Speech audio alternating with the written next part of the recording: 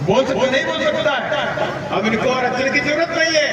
इसलिए मैं आपसे कहना चाहता हूँ तमाम ऐसे मुद्दे हैं आपको सजग रहने की जरूरत है। शिक्षा को खत्म किया जाता है। हमारी शिक्षा के लिए तमाम यूनिवर्सिटीज के अंदर, तमाम डिग्री कॉलेजेस के अंदर स्कॉलरशिप को बंद किया जाए। स्कॉलरशिप नहीं मिल रही। फीस हमारी पार्टी ने कई बार सरकार से बोला कि फीस फ्री कर दी जाए। फीस नहीं पढ़नी चाहिए। हमारे SC ST OBC के जो गरीब बच्चे हैं उन्हें 0 फीस पे एडमिशन होना चाहिए। और ये हमने करके भी दिखाया है। जब आदरणीय बहन जी उत्तर प्रदेश की मुख्यमंत्री थी तो उत्तर प्रदेश की जब मुख्यमंत्री मान्य बहन जी थी तो 0 फीस पर एडमिशन देने का था। 0 फीस पर एडमिशन हुआ। माने आपका बच्चा अगर पढ़ना चाहता है, बीटेक करना चाहता है, MBBS करना चाहता है, लॉ करना चाहता है, BEd करना चाहता है, MSc करना चाहता है, BSc करना चाहता है, MA करना चाहता है, कोई भी पढ़ाई करना चाहता है, अगर वो SC ST OBC का गरीब बच्चा है तो उसे एडमिशन मिलेगा, दाखिला मिलेगा, लेकिन 1 रुपया फीस जमा नहीं होगी। ये मान्य बहन जी ने उत्तर प्रदेश में करके दिखाई। ये हम लोगों ने कई बार उससे मांग की कि हमारे गरीब लोगों के लिए देश के अंदर शिक्षा फ्री की जाए। और ये हमारी मांग नहीं थी। ये मांग तो हमारे महात्मा ज्योतिबा फुले ने 1885 में हंटर कमीशन के सामने रखने का काम किया। कहा फ्री एजुकेशन फॉर ऑल। कहा इस देश में एजुकेशन फ्री होनी चाहिए सबकी, लेकिन सरकार इस पर ध्यान नहीं दे रही। सरकार इस पर ध्यान नहीं देती है। ध्यान कहाँ सरकार का है? ध्यान है बड़ा धन्ना सेठों के पैसे कर्ज को माफ करना। बड़ा धन्ना सेठ। अगर आप मोबाइल में गूगल में डालेंगे कि बीजेपी सरकार ने कितना पैसा धन्ना सेठों का कर्ज माफ किया, आप इतना लिखिए मोबाइल में कि बीजेपी सरकार ने 10 सालों में धन्ना सेठों कितना कर्ज माफ किया, तुरंत आपके सामने फिगर आ जाएगा। 15 लाख करोड़, 20 लाख करोड़, 15 लाख करोड़, 20 लाख करोड़ की फिगर आपके सामने है। और 20 लाख करोड़ रुपए कितना होगा सोचा कभी आपने? सोच भी नहीं सकते कितना होगा। 20 लाख करोड़ के मतलब होता है 1 करोड़ के ढेर लगा दो। 20 लाख, 1 लाख 2 लाख भी नहीं, 1 करोड़ रुपए के ढेर लगाओ। कितने 20 लाख। अगर 1 करोड़ का ढेर लगाओ 20 लाख, तो मेरी समझ से पटना से दिल्ली पहुंच जाओगे तो अभी नोट खत्म नहीं होगे ना। 20 लाख ढेर। ये हालत देश की है। पैसा किसका है? ये पैसा किसका है? ये पता आपको किसका पैसा है? इतना नॉलेज है आपको फिर कि पैसा तुम्हारा ही है। पैसा भी तुम्हारा ही है। आपने जो गमछा बांधा है इस पे सरकार को आपने 50 रुपया टैक्स दिया। 50 रुपया टैक्स दिया। आपने मोबाइल लिया उस पर सरकार को आपने 2000 रुपया टैक्स दिया। आपने जूता खरीदा उस पर आपने सरकार को टैक्स दिया। आपने कपड़ा पैंट खरीदा उस पर सरकार को टैक्स दिया। आपने दाल चावल आटा अगर 100 रुपए का आपने लिया तो 5 रुपया सरकार को आपने टैक्स दिया। आपने मंजन लिया, अगर 50 रुपए का मंजन है तो 6 रुपया सरकार को आपने टैक्स दिया। आपने 100 रुपए का पेट्रोल लिया, 40 रुपया सरकार को टैक्स दिया। आपने कफन लिया, कोई मर गया तो कफन तो देना ही पड़ता, लेना नहीं पड़ता। कफन लिया, अगर आपने कफन लिया तब भी आपने सरकार को टैक्स, और वो सारा पैसा सरकार के पास इकट्ठा होता है। और किस लिए इकट्ठा होता है? कि सरकार उस पैसे को गरीबों की शिक्षा पे, सरकार उस पैसे को रोड बनाने में खर्च करे, सरकार उस पैसे को गरीबों के बच्चों के लिए स्कूल बनाने में खर्च करे, सरकार उस पैसे को हॉस्टल बनाने में खर्च करे, सरकार उस पैसे को लाइब्रेरी बनाने में खर्च करे, सरकार उस पैसे को आपके लिए अस्पताल बनाने का उस पर खर्च करे। लेकिन सरकार करती क्या है? सरकार धन्ना सेठों को देती है कर्ज। पहले देगी कर्ज और बाद में उनको दे देगी दवा। तुम्हारा कर्जा माफ, तुम्हारा कर्जा माफ, तुम्हारा कर्जा, पैसा हमारा खून पसीने की कमाई हमारी, और सरकार कैसे पास करेगी? मैं तो कहता हूं, अभी आपने सुना होगा, विजय माल्या का नाम सुना कि नहीं सुना? विजय माल्या का नाम सुना नहीं सुना? कितने लोग जानते विजय माल्या का? जानते नहीं जानते? विजय माल्या कितने रुपए लेके भाग गया? 5,000 नहीं ज्यादा ले गया, 10,000 करोड़ रुपए के लखनऊ ले गया। 10,000 करोड़, 10,000 करोड़ रुपए ले गया और विदेश भाग गया वो। और सरकार बोलती चुपचाप भाग गया, चुपके से निकल गया, जान ही नहीं पाई कहां चला गया। ऐसे बोलते अगर आप एयरपोर्ट पे गए नहीं गए, आप लोग कितने लोग हवाई जहाज में गए नहीं गए? तो हवाई जहाज में जाते हो तो गेट में एंट्री करते हो तो वो क्या मांगता है आपसे? टिकट मांगता है? मांगता ही मांगता। पहले टिकट दिखाओ, टिकट देखो भाई, पुलिस वाला मांगते टिकट दिखाओ, टिकट। अब कहेगा अपना आईडी दिखाओ, तब आप आधार निकालो, चाहे ड्राइविंग लाइसेंस निकालो, तो उससे आप दिखाओगे मेरा आधार ये है, मेरा टिकट ये है, तुम्हारी शक्ल देखेगा, नाम देखेगा, तब वे जाओ अंदर, तब कहेगा अंदर जाओ। अब सरकार बोलती मुझे मालिया चुपके से भाग गया। अरे कैसे भाग गया भाई? इतना बड़ा आदमी, इतना बड़ा बिजनेसमैन चुपचाप कैसे भाग सकता है? वो भाग नहीं गया, उसको सरकार ने चुपचाप भगा। आप भाग जाओ, चुपचाप निकल जाओ यहाँ से, थोड़ा हमको दे दो, बाकी ले जाओ। और यही हुआ। और उसके बाद वो विजय माल्या विदेश गया, और विदेश जाने के बाद उसने क्या किया? कम से कम 300 करोड़ रुपए का बहुत बड़ा बंगला लिया लंदन में। 300 गाड़ियों का काफिला उसने किया, 300 गाड़ियां उसके घर में। उसके अंदर जो कपड़े पहनता है, जो सोने से उसका नाम लिखा है विजय माल्या, और जो ट्रैवल तौलिया से अपना मुंह पूछता है उसके भी सोने से लिखा है धागे से विजय माल्या। उसके जो बाथरूम में टोटी लगी नहाने के लिए, तो काहे की है? सोने की टोटी लगी। और पैसा किसका? राम भरोसे का, श्याम राम का, राम दुलारे का, चौबे का जी का, तिवारी जी का पैसा, सारा पैसा है। ऐसा नहीं, कोमली पटेल जी का पैसा ले गया, दीवाना जी का पैसा ले गया, गला फाड़ कर खिलाते हैं, पैसा ले गया। माने मेहनत हमारी है, पैसा वजह मारना विजय माल्या। तो हम तो साफ साफ बोलते हैं कि जिस दिन हम दिल्ली पहुंचेंगे, आज नहीं तो कल पहुंचेंगे। जिस दिन बीएसपी दिल्ली पहुंचेगी, आज नहीं तो कल पहुंचेगी। तुम रोक लो, आज रोक लो, कहां तक रोकोगे? हम तो खत्म होने वाले नहीं है, तुम खत्म हो जाओगे, लेकिन बीएसपी जिंदा रहेगी, रहेगी नहीं रहेगी? बीएसपी जिंदा, बहुत ताकतें बीएसपी खत्म करने लग गई, बहुत ताकतें बीएसपी खत्म करने में लगी। और मैं कहता हूं जिस दिन बीएसपी दिल्ली पहुंच जाएगी, तो हिसाब तो हम लेना जानते हैं, हिसाब लेने में बहुत माहिर है कि नहीं है? बीएसपी वाले हिसाब किताब बहुत ले लेते हैं, आराम से, बहुत प्यार से हिसाब लेते हैं, और हिसाब लेने में माहिर है। पैसा का उनके हलक में हाथ डाल के भी गरीबों का निकाल के लाएंगे, हलक में हाथ डाल के पैसा गरीबों का निकाल करके लाएंगे। लेकिन ये ताकत अगर कहीं है तो आपकी आदरणीय बहन कुमारी मायावती जी में है। इसलिए मैं कहना चाहता हूं कि तमाम ताकतें बीएसपी को रोकने में लगी हुई। और ऐसा नहीं है, बिहार में बीएसपी जब बढ़ी तो लालू जी ने रोकने का काम किया कि नहीं किया?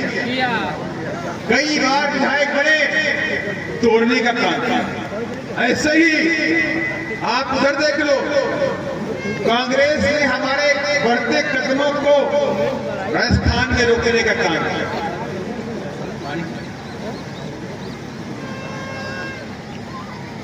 आपको जानना बहुत जरूरी है, कुछ पॉइंटों को, मुद्दों को जानना बहुत जरूरी। राजस्थान में हम 2 बार हमारे 6 से विधायक हैं और कांग्रेस को बहुमत नहीं मिली। माननीय बहन ने कहा कि सामंतवादी को ताकतों को रोकने के लिए हम कांग्रेस को समर्थन देते हैं और कांग्रेस की सरकार बन जाए। माननीय बहन ने जैसा आदेश किया, हमने भी वही।